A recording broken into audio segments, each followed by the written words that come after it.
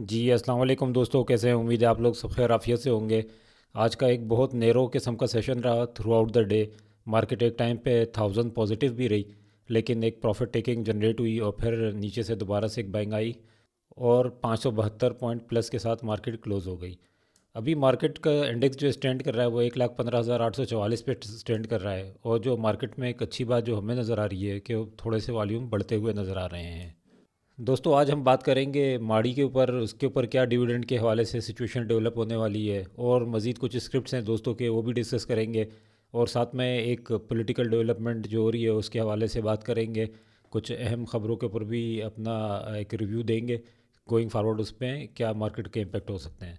इन चीज़ों की डिटेल में जाने से पहले हम ज़रा मार्केट को क्विक ओवरव्यू कर लेते हैं।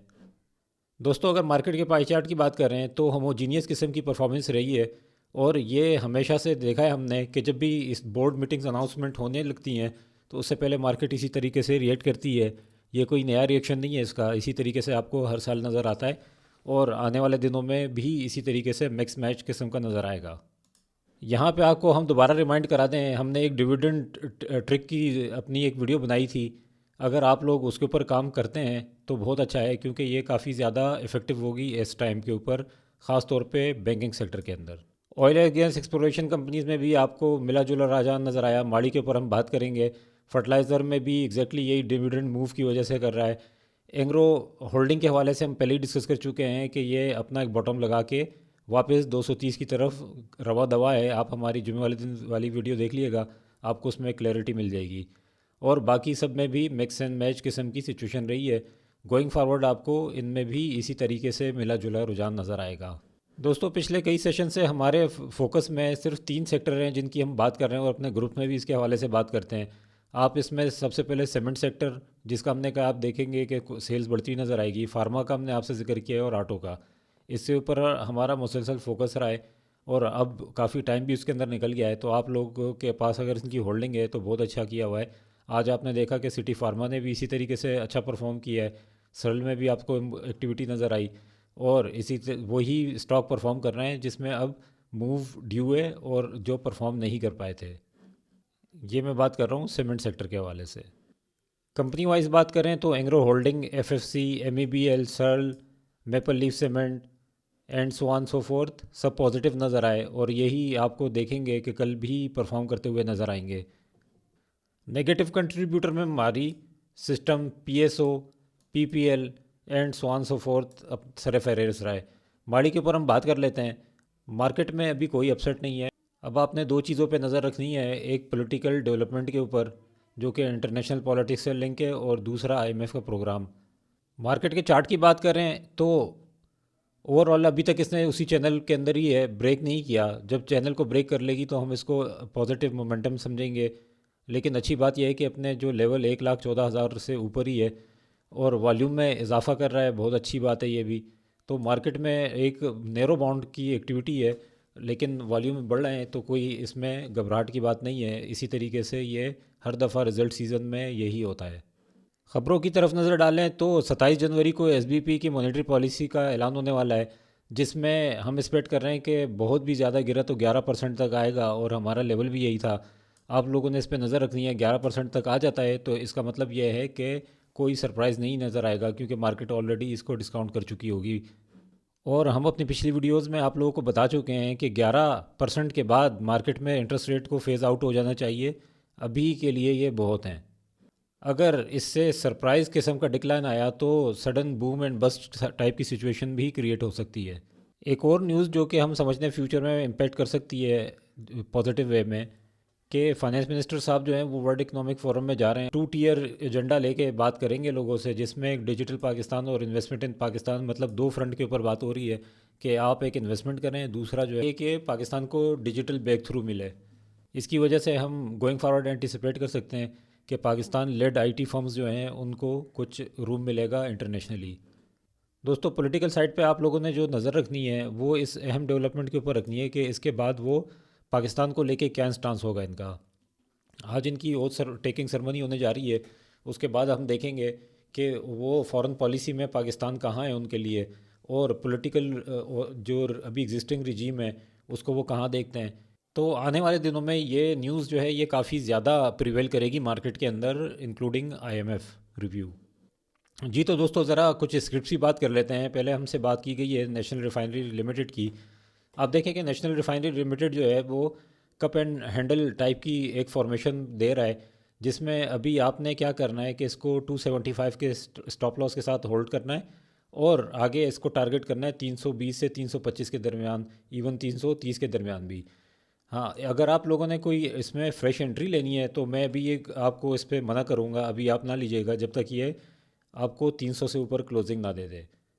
दोस्तों आप लोगों से गुजारिश है कि इवन आप लोग कभी ट्रेड भी किया करें तो फंडामेंटली स्ट्रॉन्ग स्क्रिप्ट के अंदर किया करें। वजह ये होती है कि ये अपना लॉस पे लॉस दिखाते चले आ रहे हैं, तो इस वजह से जब इसमें अगर आप लोग स्ट्रक हो जाते हैं इस तरह के स्क्रिप्ट में तो उनका बढ़ना बड़ा मुश्किल हो जाता है समटाइम्स। अभी हम आगे एक और स्क्रिप्ट देखते हैं, उसके अंदर यही सिचुएशन है। जी तो दोस्तों दूसरा स्क्रिप्ट है हमारा पेस।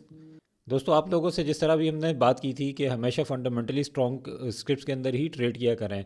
आप देखें कि जब भी इसमें पॉजिटिव रिजल्ट्स आते हैं तभी एक अप मूव आती है, और यही ये मूव आपको 2021 के बाद नज़र आई थी। और अब देखेंगे कि आप कि ये अब जाके इसके अंदर नज़र आनी शुरू हुई है।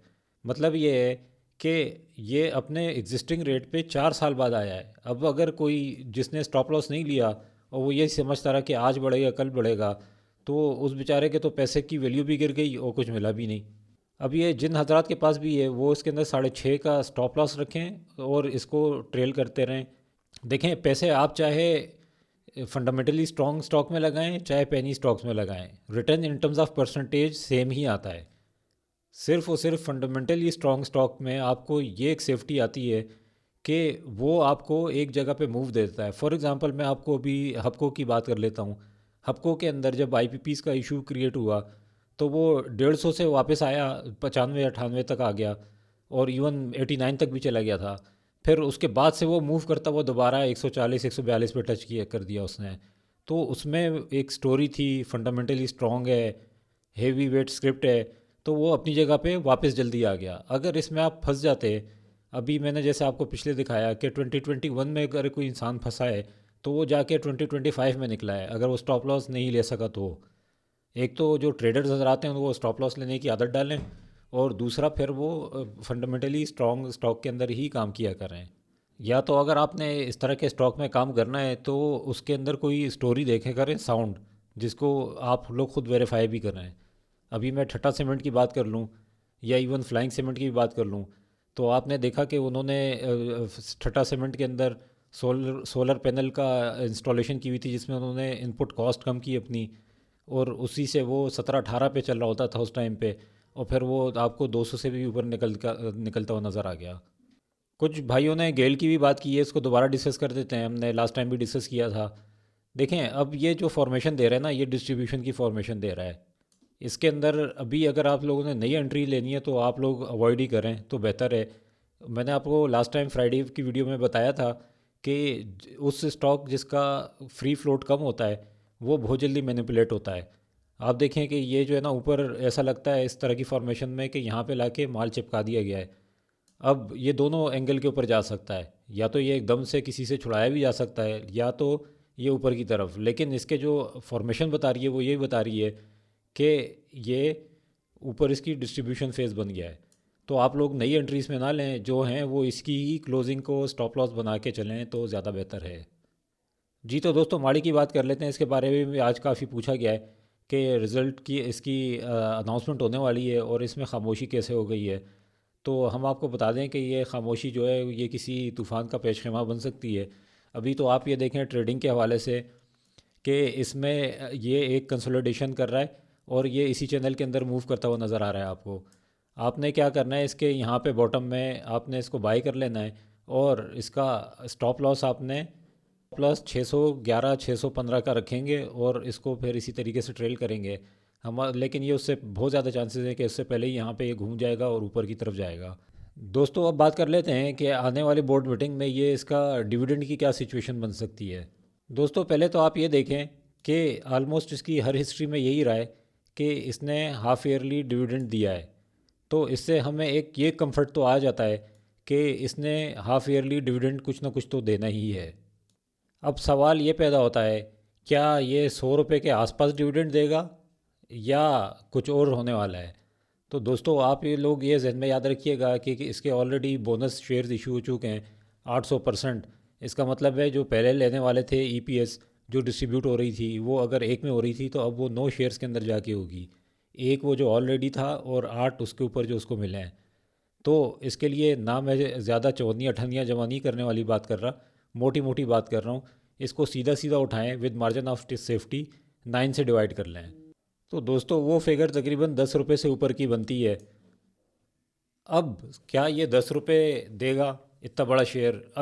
अब टोटल कंफ्यूजन मार्केट को यही है कि अगर वो 10 रुपये पर रिएक्शन किस तरह देंगे या तो वो 98 रुपये के ऊपर रिएक्शन दें। तो ये कन्फ्यूजन हो रही है, लेकिन इक्वेशनली और मैथमेटिकली स्पीकिंग चाहे वो 98 दे चाहे 10 रुपये दे वो इक्वली ही है बनता है। तो मार्केट के लिए सरप्राइज डिविडेंड मोर देन 10 ही होगा जो भी होगा। तो आपको मोटा मोटा हिसाब इस तरह से लगाना है, जो पहले जो डिविडेंड पर शेयर कैलकुलेट करने के लिए एक शेयर इस्तेमाल होता था अब वो उसकी जगह एक से बजाय वो 9 हो जाएंगे। तो वो इक्वली होंगे इन टर्म्स ऑफ मॉनेटरी वैल्यू। अगर डिविडेंड पे आउट उससे ऊपर आ जाता है तो मार्केट में सरप्राइज डिविडेंड होगा इनका। अगर इससे नीचे आ जाता है तो आपको इसमें प्रॉफिट टेकिंग नज़र आएगी। तो दोस्तों ये तो था आज का हमारा सेशन। अगर आपको पसंद आया हो तो लाइक एंड सब्सक्राइब करना ना भूलिए। अगर आपके कोई स्क्रिप्ट्स हैं तो आप उसको कमेंट्स में मेंशन कर सकते हैं, हम उसके ऊपर अपने एनालिसिस करके आपको बताएंगे। और अपना ख्याल रखिएगा, मिलते हैं हम फिर नेक्स्ट वीडियो में। अल्लाह हाफिज़।